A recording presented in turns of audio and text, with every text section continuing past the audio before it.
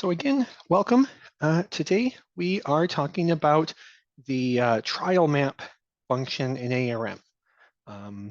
Really the goal, talking about getting your trial map, your plot map laid out in ARM to match what your randomization, if you have selected it outside of ARM, how can we use the tools in ARM to make sure that the randomization is documented properly to match what is in your trial.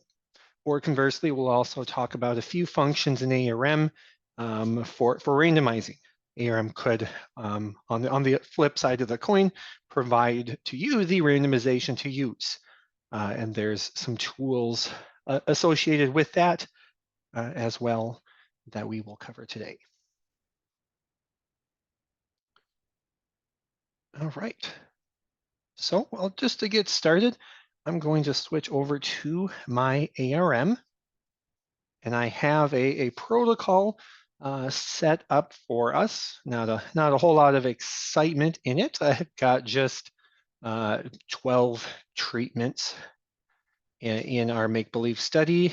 Nothing very imaginative here, but 12 is a good number to let us show a few different layout options, have a big enough trial map to manipulate a little bit and show some of the different combinations and things that you might want to do with your map.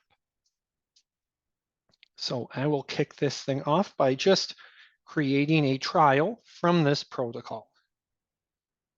So under File here, Create Trial, and the very first step in that process is the trial map. We certainly can move on past this point and just get into the trial, and then we can manipulate the trial map even once we've created the trial. So either one will work. One of the advantages to doing it right now, before we've even accepted a map, before we're even in a trial, is just that there's not even the plot data yet. There's nothing yet because we're really only initializing the trial here. So doesn't in the end make much of a difference, but any settings we change and things like that, when we come back to the map, ARM will just automatically re-randomize because we haven't ever really set anything in stone yet, compared to when you're in a trial, you've established something, and there's just maybe some more confirmations. ARM will be asking, do you want to re-randomize or not? So that's the reason I'll kind of stick to this spot here to start with, at least. So with our trial map, just brief introductions, I guess, of the function, if you have not used it before. We have the main map, if you will, with all of our plot numbers and the treatment assignment. So the first number is your plot number, and then we have the indication of what treatment has been assigned to that plot. And that will be according to your trial design. In my case, it's a simple RCB design. So I've got a block.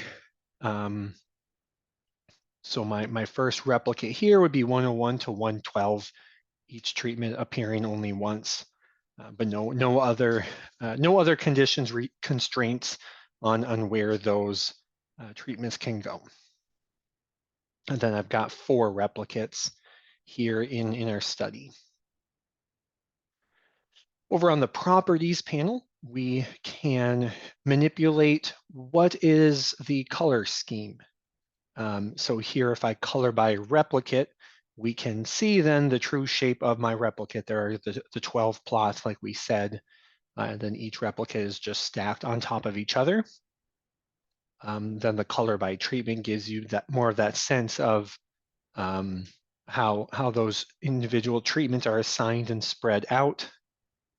And then current treatment, as you click on a plot or a treatment number, only that treatment number is highlighted as you go across. I'll stick to coloring by all of the treatments for now. The auto select for move is a drag and drop. We'll come back to that here real soon to see how that works, but that's actually to manipulate the map itself. There's an option to add border plots, so you can put an empty plots all around the map, or by leaving it empty, leaving it at 0, then we have just those plots. That can be helpful if you do need to move things around. You kind of automatically have a little extra space to be moving things. Then the lower half here, there are a variety of options arranged on different tabs. The first one is generic options here to control kind of what we're looking at on the map.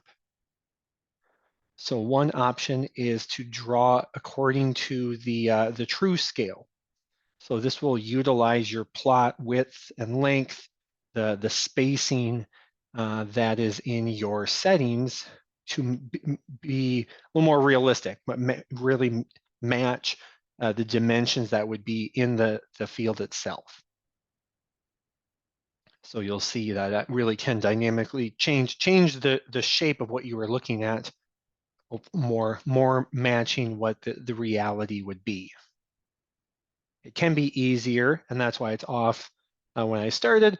If you're just manipulating what is where, and we really only care about what's being designated, having just the simple squares can sometimes be easier to deal with. And so that's why we'll probably keep the true scale off for as we manipulate this map. You can turn off the plot numbers or turn them back on. Same thing with the treatments. The treatment code, you can have, instead of just the number, you can put in a little code, some text instead, and that is tied to the treatment description over here. This has all of our treatments from the list, and you can type in a code if you wanted here, and then that would be what displays.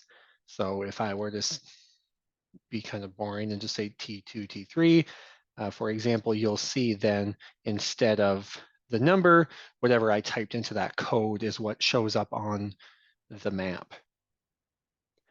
A little bit limited as to how many characters you can put here. You know, as if this gets longer, then you're going to have a really hard time fitting that text into the boxes, and you see the text size really has to shrink accordingly. So have to try to keep it short, or just use the treatment number. The movement arrows, these allow you to designate the way you would move through the field. Typically, there's maybe 2 different types of reasons you would be doing that. Number 1 would be when you take assessments. You can define what system you do to really set the order of the plots that you would be taking an assessment. So here I have the serpentine within blocks. So I would start at 101 and work my way down to 112. And then of course it wouldn't make any sense for me to walk all the way down to plot 201 just so I'm taking them in numerical order. No, I would of course just cross over to the next plot right across 212 and then work my way back. And so that, if that's the serpentine order that I would do as I walk through the field, you can set that order up, and that'll be handy when you're collecting data or pasting in whatever you might be doing later on. ARM can use that order. And there's all sorts of combinations just depending on what system you might do. It can go backwards, it can go across blocks. You can do try to cover just about every combination that we can think of just different systems depending on how things are laid out and how you would need to move through your plots. And then the exact same options are here for the harvest order. Just just acknowledging that, maybe at harvest time you're using a combine instead or some other equipment. There might be just a different way that you would traverse the field. It might be perpendicular now, like this example. And so just having two different slots for the two different types of actions can come in handy.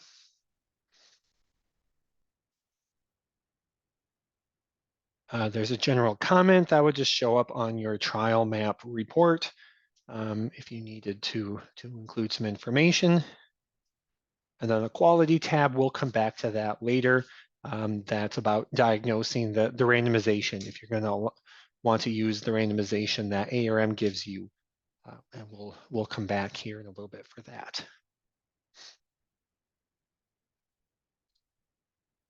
Okay, so that's just a quick rundown of the functions and tools in the map itself. So now kind of switching back to wanting to make ARM's map, you document in the trial what the randomization that I as the researcher have already decided. Maybe we've already planted the plots, or at least I have randomized on my own, and I want to know and learn what steps, what options do I have to be able to make this map match what I actually have in my experiment. So we'll go through a variety of options. The first one, really wanting to consider the overall shape of the map. As we said, right now, I've got just 1 through 12, very long replicate. Sometimes that's just not feasible for the space I have in my field or in my greenhouse, wherever the trial is going to be. I just don't have that size, so maybe I need to break it up. So instead of such a long rectangle, maybe I need to have these replicates not quite so wide. So in order to accomplish that, we can set a block size to control how many plots are in a horizontal row, we'll call it. So we have the settings button here, a nice quick shortcut to get to right now these are the protocol settings, just because we haven't actually fully created the trial yet, but it'll look the exact same in the trial. These layout options here are the same in either one. And so these are all really related to the map, the randomization, how things are numbered and laid out, things like that. And so kind of that number one option there that really helps control the shape of the map is this block size. So maybe to start with, I'll make this a 6. And that's going to limit that block. Instead of 1 through 12 all in one row, I'm only going to be able to fit 6. And then I'll need a second row, a second horizontal row to fit the other 6 within that same. It still is a replicate, but now it's going to be 2 different blocks within that replicate. So when I press OK, ARM is going to generate a new trial map for us, and you can see the shape is different. If I color by replicate, we'll see the shape has changed because now we have restricted ourselves to 6 plots. So now it's really a 6x2 replicate. You could also go the other way. So if we changed this to 24, we could have replicate 1 and replicate 2 next to each other. If for some reason I wanted it very, very long and not very tall, I could do a block size even larger than my replicate size. The key would be just to use the fill blocks. So that way we're not forcing a replicate to start on a new block. So here we're going to the total other extreme, where we just continue on with the next replicate. And now we've got a total of 24. So you can really manipulate the shape. And I think that's kind of why I start with this first, is to get the shape right. Makes a lot of sense first, and then if we need to further change the randomization within that shape, then we've got these other options. But kind of the first step is, let's get that shape to be about right.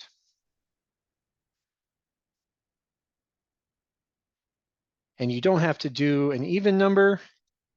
So maybe if I went with 18 or something, you can see, there's no reason it has to be blocked perfectly. This case, it makes it a little weird because we have a part of a replicate over here and a part of a replicate over here.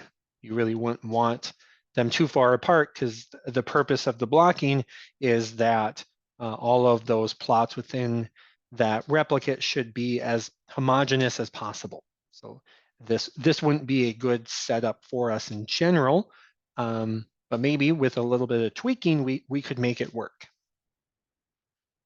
Specifically, that's where our drag and drop could come into play. Trying to expand this just a little bit.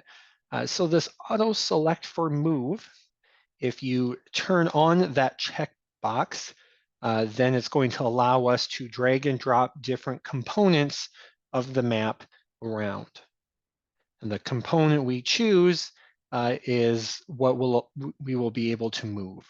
So if I choose the plot experimental unit, then if I click on 201, I can hold my mouse button down and drag this around. And I can swap it. So if I drop it over the top of 213, we're just going to swap the location of each of those. So in my case, I would do something like this to just move each of these over, so that way the map makes a little more sense from our blocking perspective. Our replicates should be close to each other. And that maybe just makes more sense for how we would lay things out.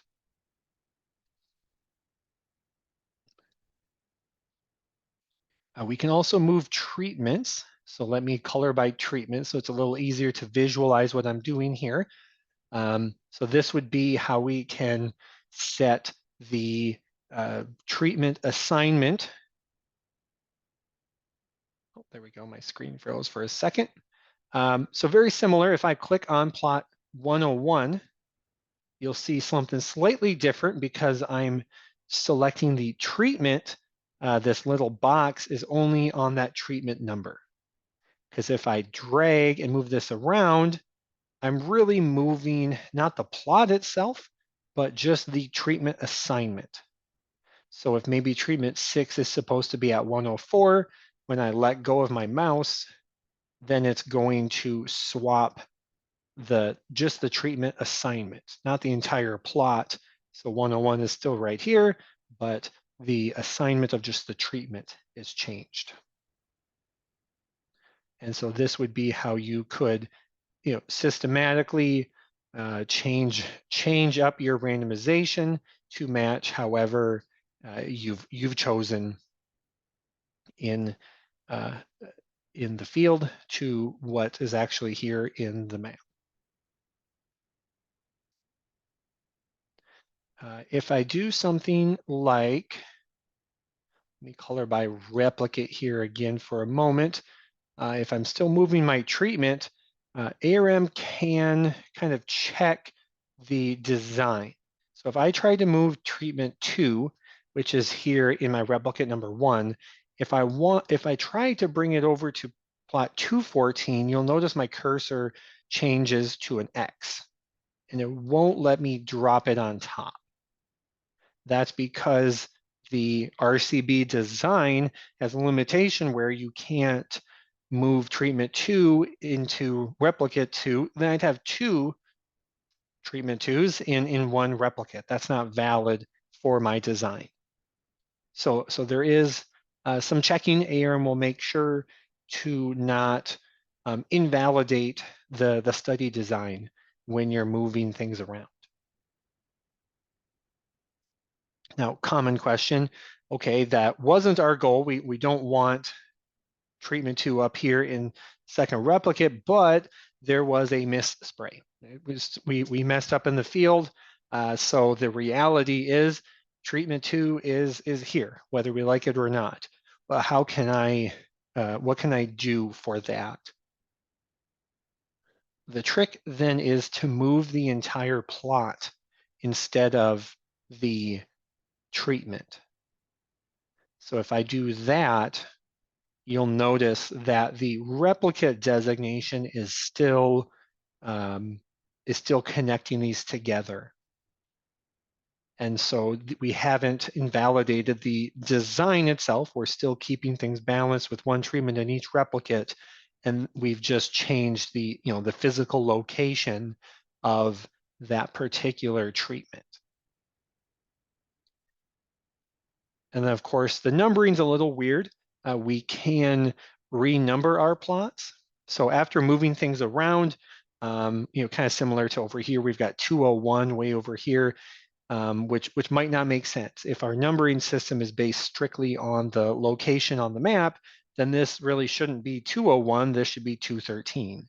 And the same here, 101 actually is this plot, even though it's part of replicate one still. So after you make some changes, you can renumber plots and ARM will just reestablish based on the new location of whatever's been moved around, set those numbers back to their logical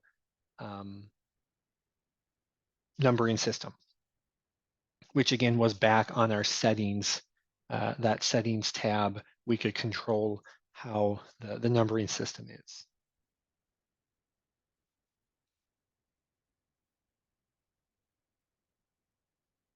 One more option, but to show the replicate, I think I'm going to go back to my settings and get rid of my block size and just get a brand new randomization since that one was a little messy.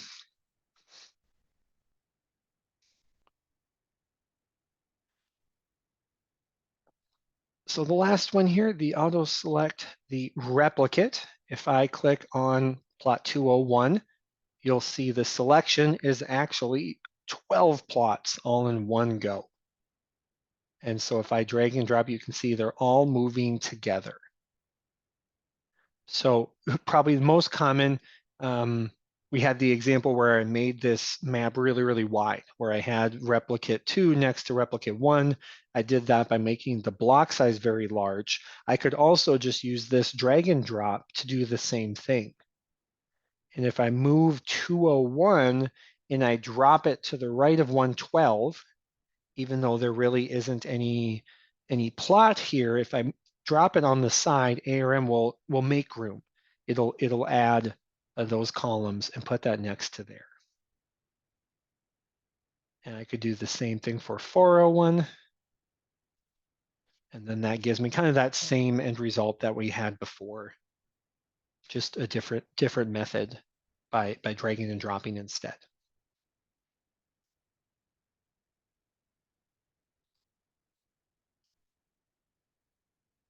I also had this auto delete blank columns and rows within map. That was turned on, so that made this really smooth. Just real quick, let me re-randomize and show. If you don't have that on, usually it really only matters mostly when you're moving replicates around.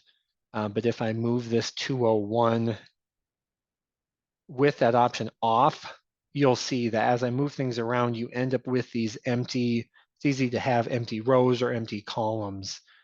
Same thing for the 401. And that's why if you turn this on, ARM just kind of automatically removes those as you're moving things around. Otherwise, you could manually, just with the right click, you could delete a row as well to clean it up if you don't need those rows. But by that same token, you can also use that right click to insert.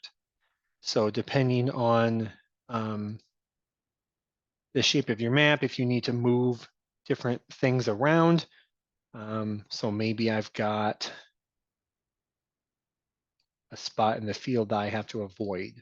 And so normally I would just have something like this, but maybe from 309 to 403, there's a stretch that I just can't use. So I could drag and drop my plots and just move one by one to have a little more realistic map as to where those actually exist. There's just this spot we just can't do anything with, so we just put our plots up here and then back there. You know, whatever the shape may be, there's a lot of flexibility in getting the plots to match where they are in real life.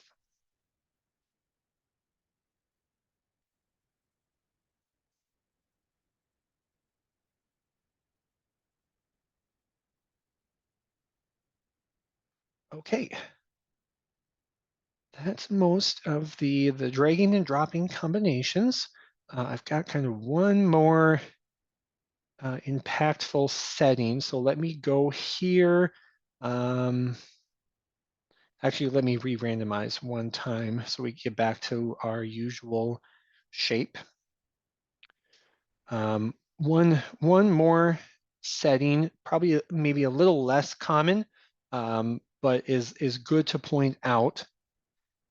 This option here called blocks as columns instead of rows. If for some reason your blocking is really perpendicular to the way we have been looking at things, that's really by turning this option, we will run our blocking, our replicates up and down instead of side to side.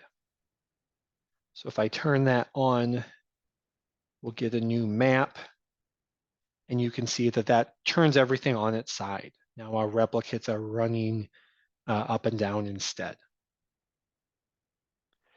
You don't necessarily need to do that just because of how you look at the field, as far as we do have back here in the settings, and I think it's on the general tab, there is an orientation that you can specify. So that would say what angle compared to north does this trial actually sit on.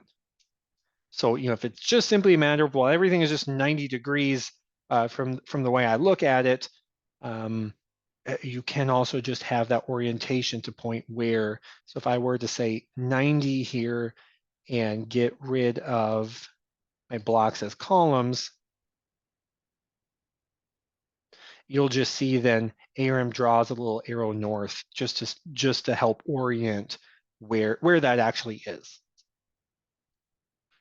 And then the biggest thing there is just where is your lower left coordinate for the map, and then you would calculate the orientation as you look down your replicate, wherever that direction is, and then what's your degrees relative to north.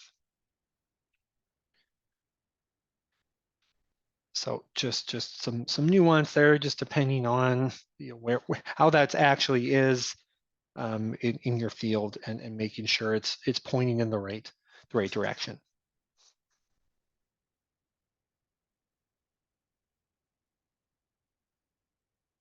Okay, so the last scenario for still where we've got a randomization already in mind. We just want to get ARM to match.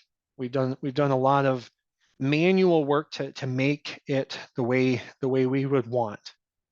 There is one other option instead of using the interface, and definitely just depending on how large of a trial you have, you know, if you've got hundreds of plots in the one trial, it can get pretty monotonous to have to be dragging and dropping. So there is one other way to set the trial map the way you would want. And this we would actually need to be into the trial. So I am going to accept current, to just accept the map as we have defined it. And since we were in the process of creating the trial, it'll move to the next step. And I'll just throw this on my desktop for right now. So now here we are in the trial. And in the assessment data section, our plot and treatment numbers are here. And this is really a kind of a literal version of the visual trial map that we just manipulated. So each plot number that we have has the treatment assigned. And then there's also the block and column really is your XY coordinate, essentially, for the map itself. And so that's really how the map is defined in a literal sense is here in this, we would call it your experimental unit description, plot description, essentially.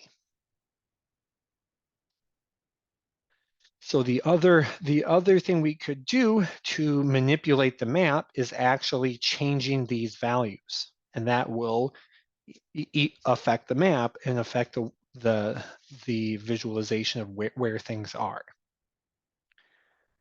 You'll notice all of these numbers are in italics. By default, these values aren't editable.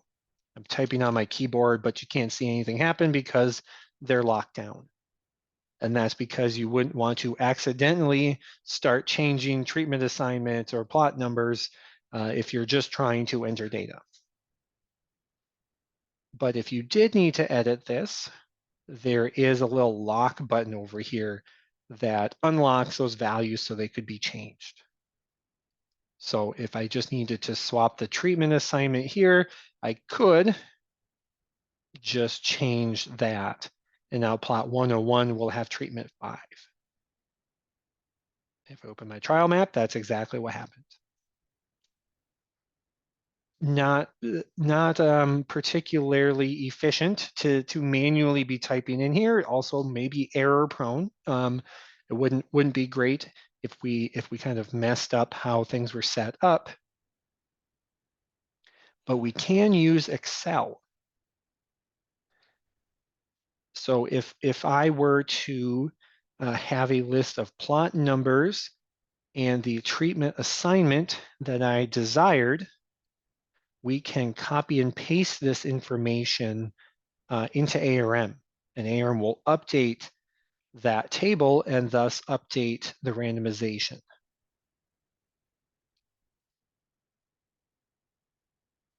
And actually, the first thing to check, which I need to make sure I do, is my plot numbers, that those all actually match. And I don't think they do. I noticed the 1200, and that seemed rather tall. So it looks like in my example, I needed to make sure to set my block size. So let me go into settings, and I think a block size of 4. And this is one example why a lot of my first changes we had done before we actually made the trial is now that I have that map in place, when I change something that really only happens when you re-randomize, ARM is going to ask, should we re-randomize? Because of course we don't want to just throw out what we have defined so far in the map if that was accurate. But of course, in this case, I'm going to say yes, we can create a brand new randomization. It's probably pretty small, but that does look like the shape. It goes up to plot 1204. So that'll make sense for my example to paste.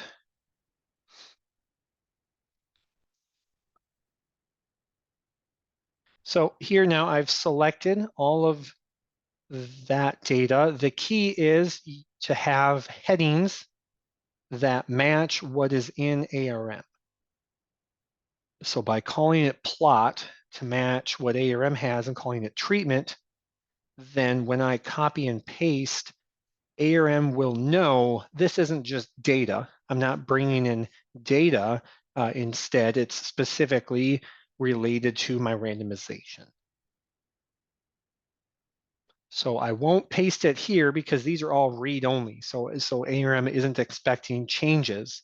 I'm just going to go to my first empty data column and press paste. And so this warning appears. ARM is noticing that plot 101, as the first example, currently has treatment 5 assigned to it. But what I just pasted, we had treatment 11 is being assigned to 101. So this would be kind of a fail-safe to make sure, hey, if you were bringing in data, is this the right trial? Make sure you've got the right trial because the map isn't matching. Or maybe that's on purpose because in our example here, I'm actually wanting to change the randomization. So ARM's just making sure what is my intent. And I'm going to say, yes, I am wanting you to change the randomization based on what I pasted. And you'll see now that those treatment numbers all are updated to match what was in Excel. And my trial map, if I bring that up again, you'll see, we zoom in, plot 101 has treatment 11 and then 10, etc., just like we got from Excel.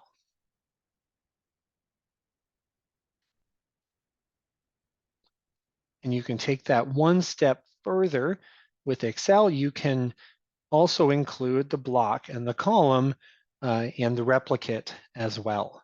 And now that's really going to manipulate not just the randomization, but also the location, the entire setup of the map where each of these plots are.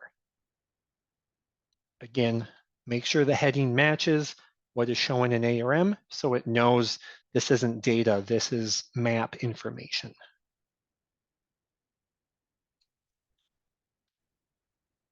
And if I copy and paste, it'll be really the same process here. Seeing that, hey, wait a minute, it's different. Are you trying to update the randomization? And in this case, I think we'll have the same shape. We haven't changed the shape necessarily, but we could have.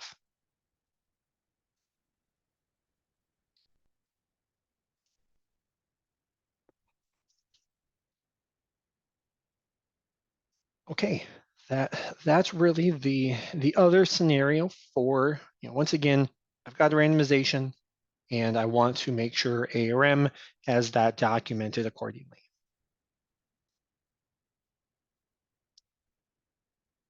Now I do want to come back to the trial map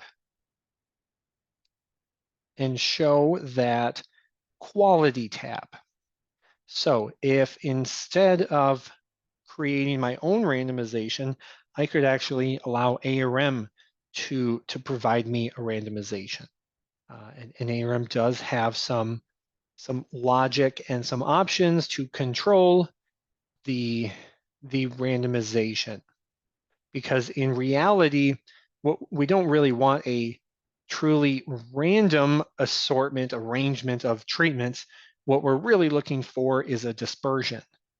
We don't want to have, the treatment number 2 in the same spot in every replicate. We want everything spread out about as evenly as we can to ensure that there is no extra errors where things aren't treated the same.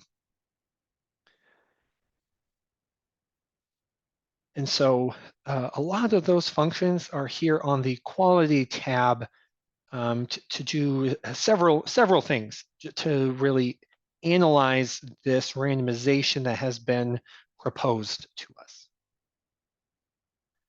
And actually, let me cancel. Let's go back to that protocol. I think it would make a little more sense. And that way we can re-randomize easier as well. So let's go back to this protocol and create a trial. Then it'll bug us a little less if we want to change things up.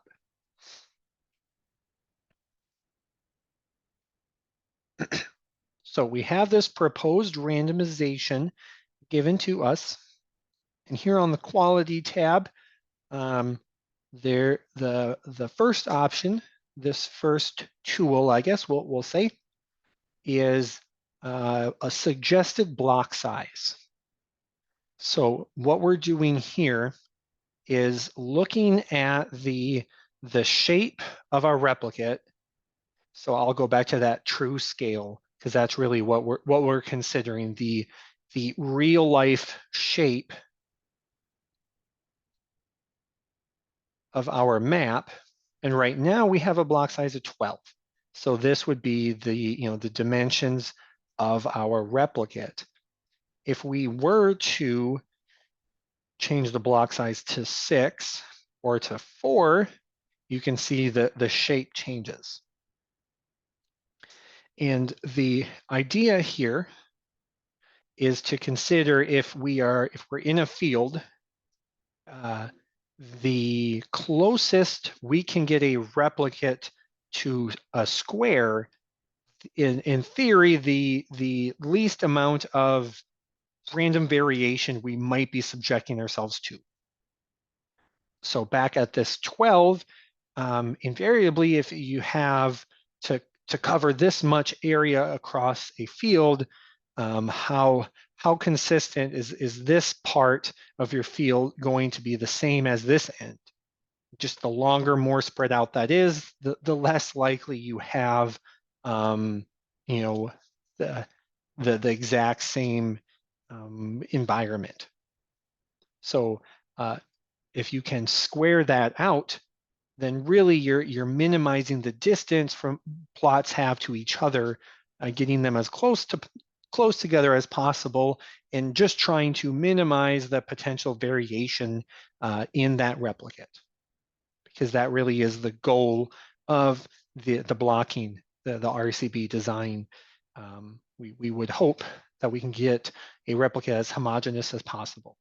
And if there's a chance of gradient, so this might not matter hardly at all in a greenhouse. If you've got a lot more control over the environment, it's just pots on the tray and they should be treated the same, then it probably doesn't matter.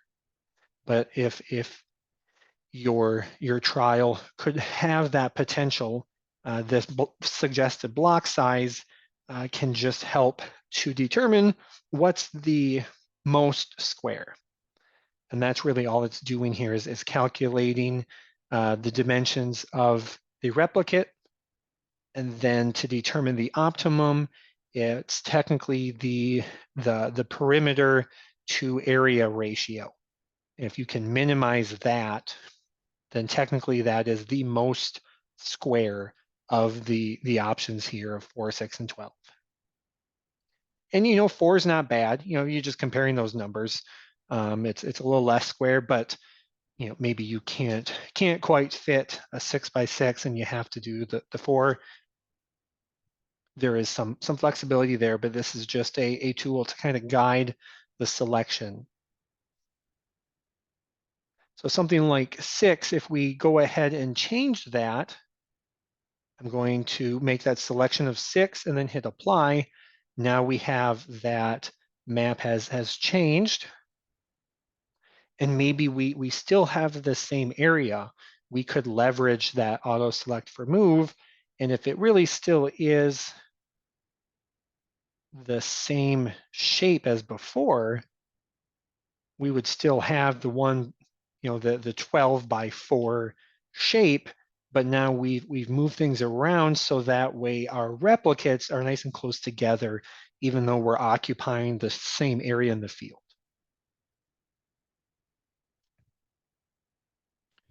So that's the goal here, just to give some numbers and a visualization of really what shape you have, how close to square can we get if we have the flexibility to do something about it.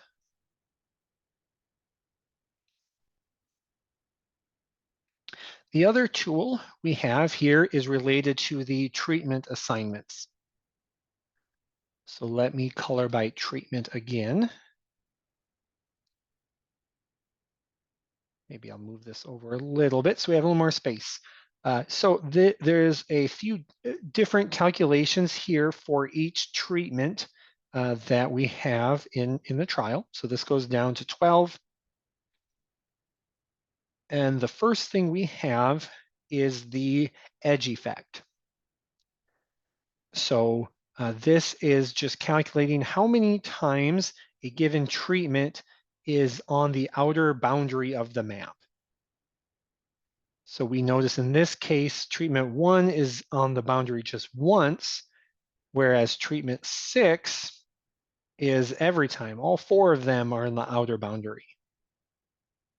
So the largest number ends up in bold, and the smallest one is in italics. So there's a few of them, 8 and 9, also are only once, whereas 6 and 7 are all of the time.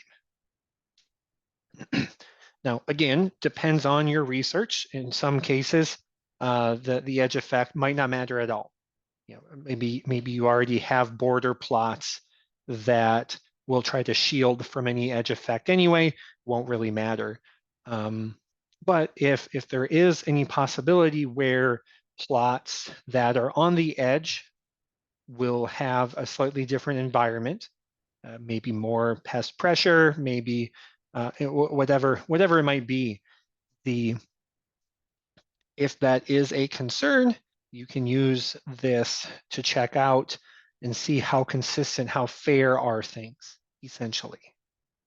So maybe in our case, if that is a concern, I don't feel great that there's 3 with only 1 and a couple with 4. That's not great. Maybe I'll just re-randomize and try to get one that's a little more consistent. Okay, I think we did worse. Now we've got one that is never, and plenty that have 3. So I could just re-randomize and keep going until I find one that I'm happy with.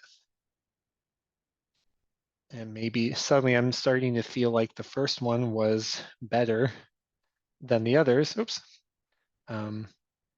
Because suddenly I've got zeros as well. So that would be the general process. Yeah, I just keep striking out. It keeps getting worse.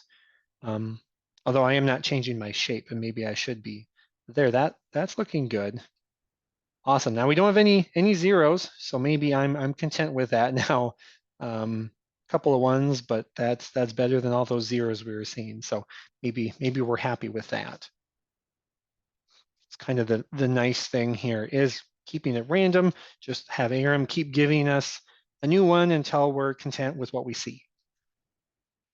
That way we're still preserving the randomness, that we're not shaping and introducing bias.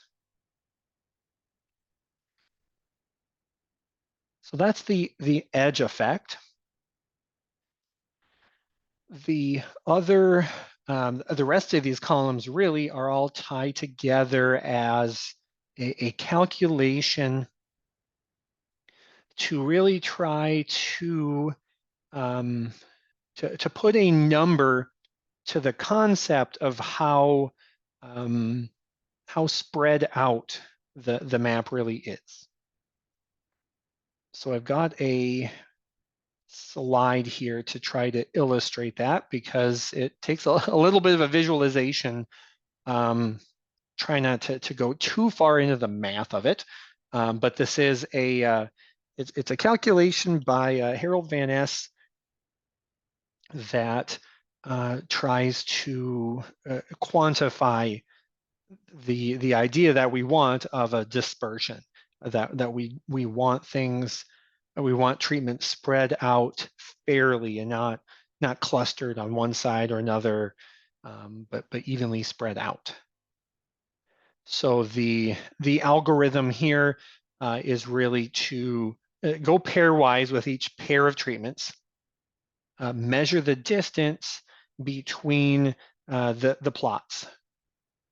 And so in this case, we're highlighting the pair 1 and 2. And in each replicate, we'll figure out how far apart is treatment 1 from treatment 2.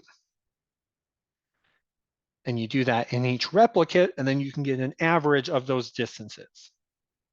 So now I have an average between treatments 1 and 2. Then we do the same thing for treatments 1 and 3, and 1 and 4, et cetera, and you get the collection of averages of those different pairings. And now we have an average distance of averages of all of those pairwise averages. And that in ARM is labeled as the average distance. So the overall term would be your average distance of treatment comparison. Just on average, how far apart is the treatment one to all of the other treatments when you're making comparisons. That's really what that average distance is. So back in ARM, we see the average distance for treatment one is 30.6. Now, the number itself kind of doesn't matter. Of course, it really depends on your plot sizes and your block size and all of that.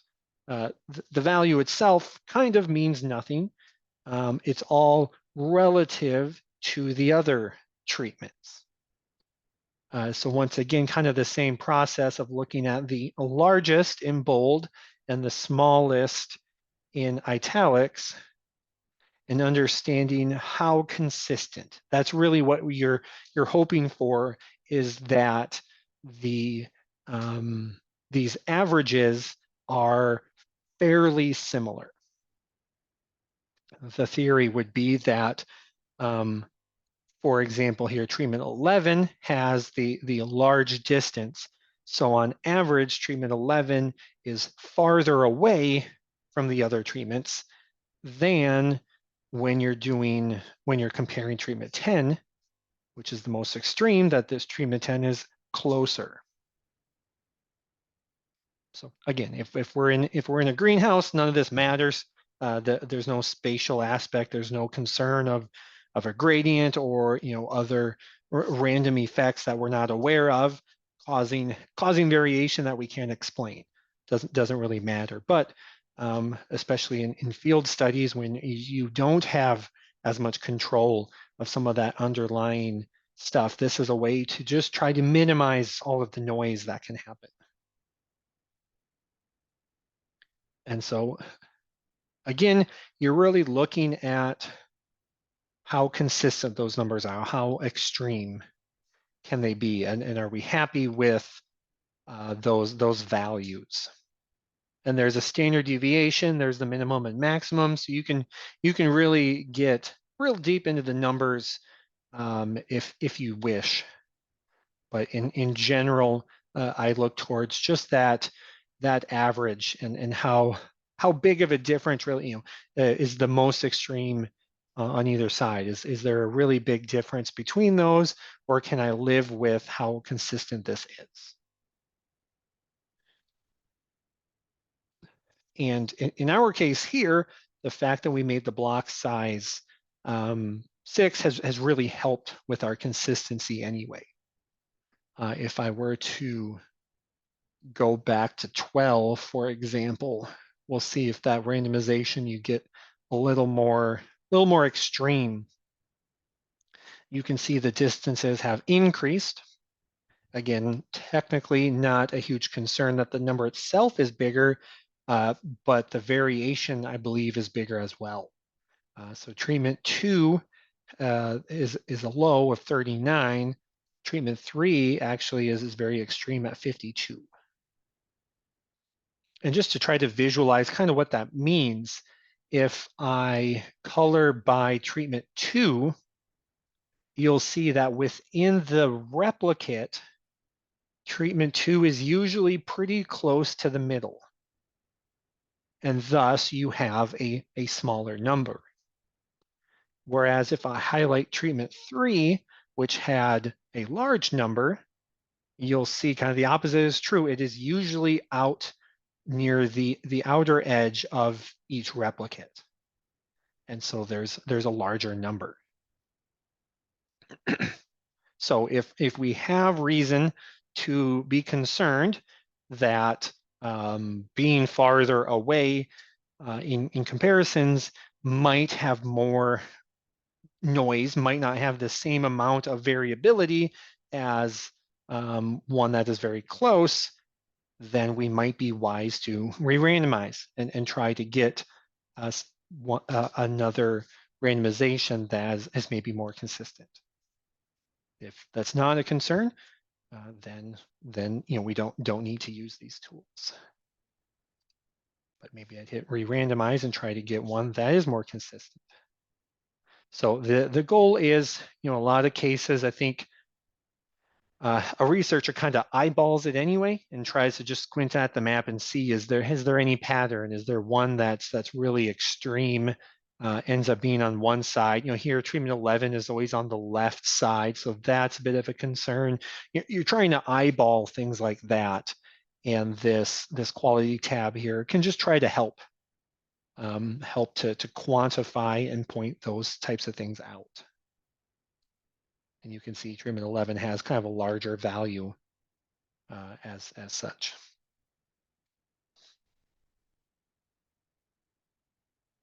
Okay, just another minute or two. There's one more topic related to the randomization that ARM can calculate, and that's the idea of treatment adjacency.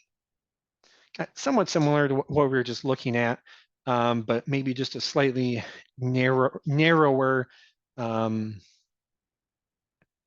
look at it. And really it is thus able to be a little more algorithmically controlled as well.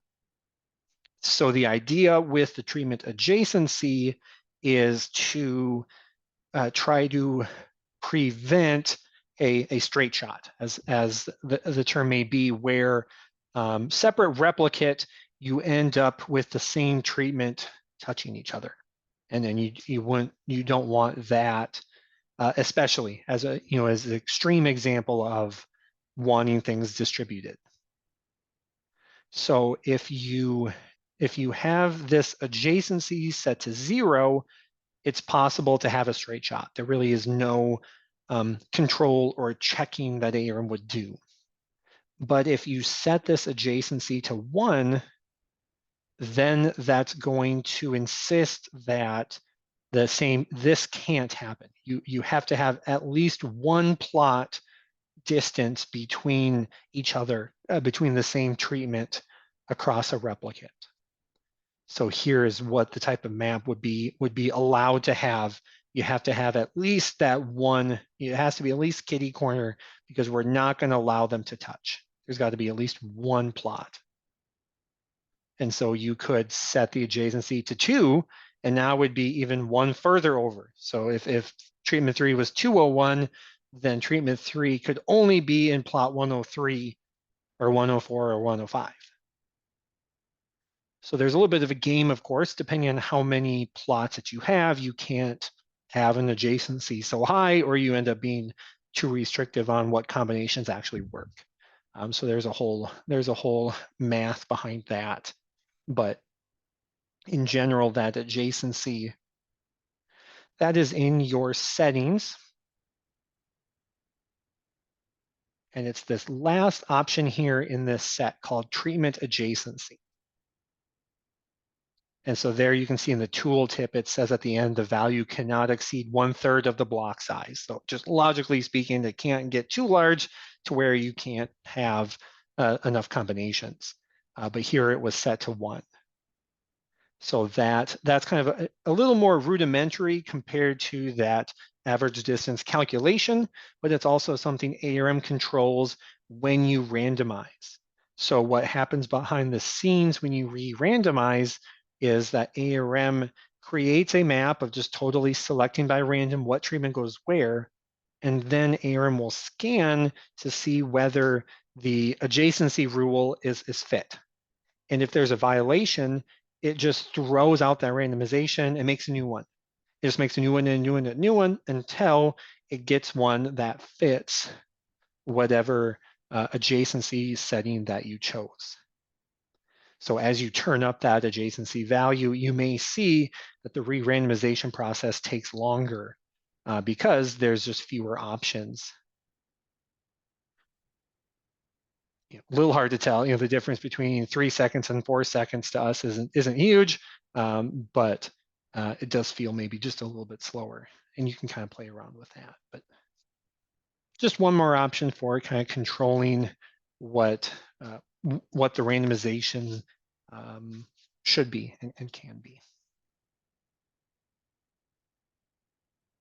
Okay, I got long-winded, but we've made it to the end here. So thanks for attending. If you do have any questions, I just kind of push you off the edge. Feel free to reach out and we can help. A lot of times it's those crazy ones that got this weird setup for my map. Feel free to send us an email. If you send what the map should look like in Excel or take a picture, we can kind of help you get the settings and get things set the way it should be in ARM for you. So with that, thanks again for your attendance, and hopefully we'll be seeing you again at another webinar. Thanks, everyone.